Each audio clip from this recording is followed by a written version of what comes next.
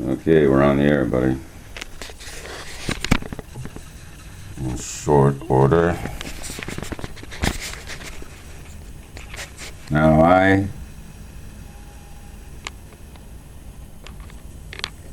my reading of that last poem was screwed up because the equipment ended. I got 10 minutes on that digital video camera. Got to get some better equipment, that's for sure. So let's see, what was Sleep's Edge all around me? I have to do that all over again. Here it is. All right.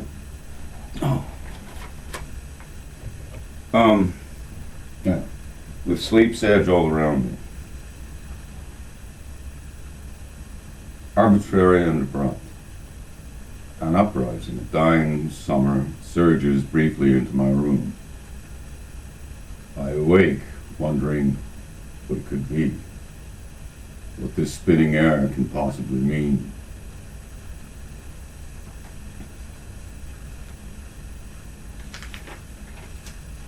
The wind encoils me in its momentary music, fashions me to its moiling form for an almost tangible second.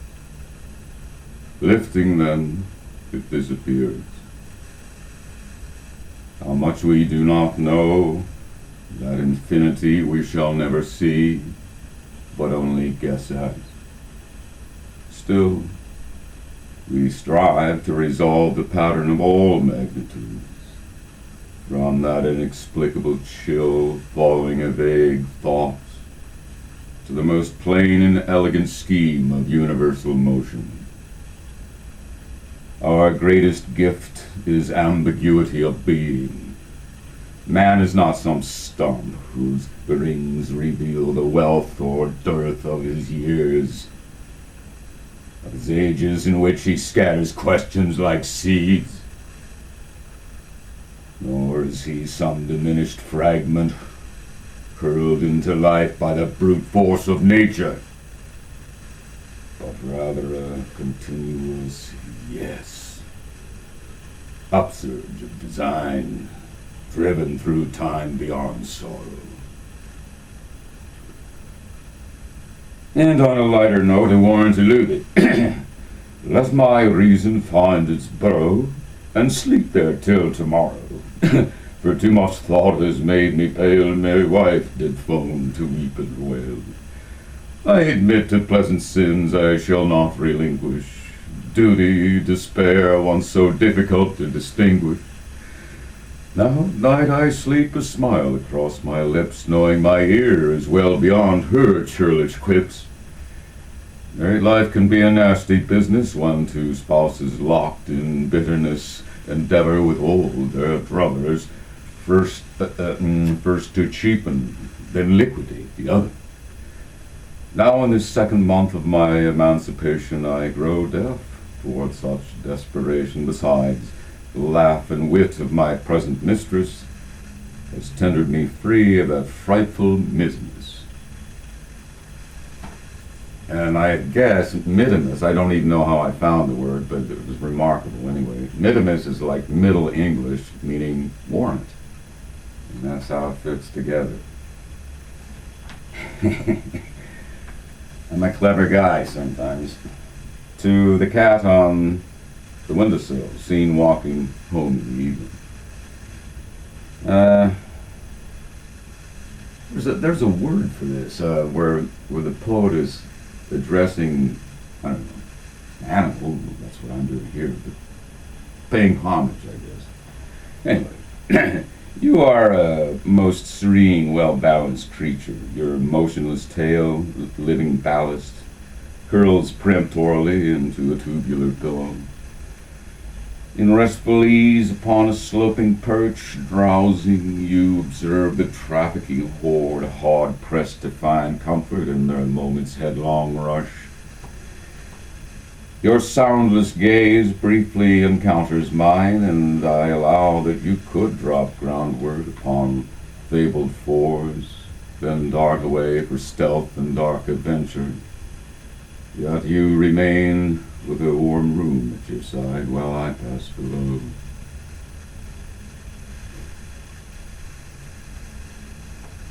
white and black.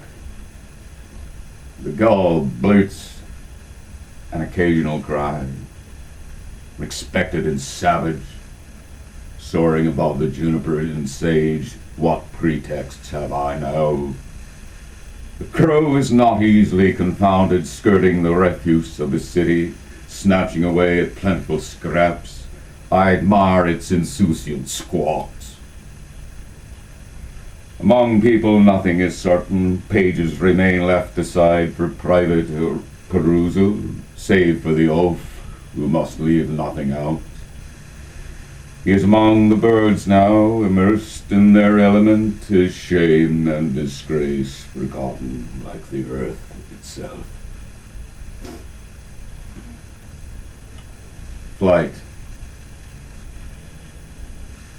Some years ago I fled to the ocean shore, wet and smooth, blistered with stones half buried.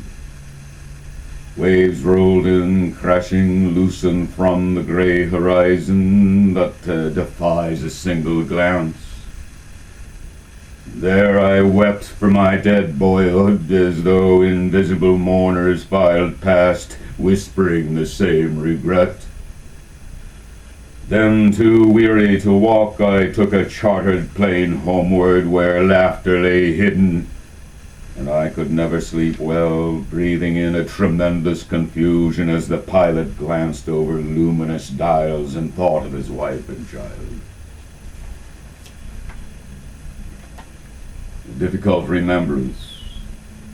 Let me speak to you from the past that you have fought to forget, which reappears constantly in splintering sections like a slow rain of glass, each jagged piece a time lens, funneling ricochet glances toward one thought, a single vibrating image, one feeling, a single recurrent sense, starkly manifest in each dream that labors in vain to differ, to catch some plausible anomaly which will recede upon itself, leaving traces, frail directions, hints to the tongue, languishing in its usual torpor of silence.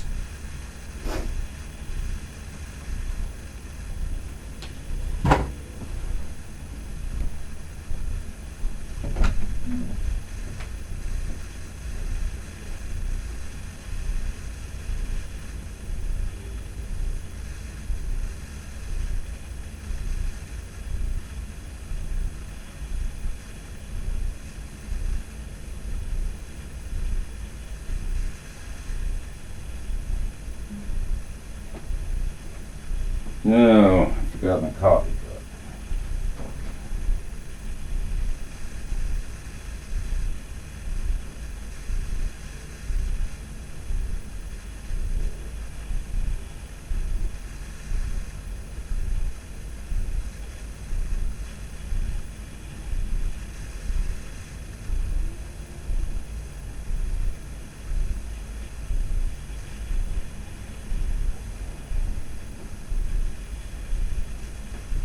Yeah, I still have a little time on this camera, I think. Let's see what we can get in here. These are my family. My pretty wife, Chinese, my brother, his marriage. It's kind of dark, isn't it? There's my tall dad. He was 6'1", 6'2". My mother was small, and I turned out quite small, too. Oh, the battery's dead almost. And there is my grandfather, to whom I own my ongoing respect and esteem. He made a fortune. He worked for U.S. Steel. He was a civil engineer.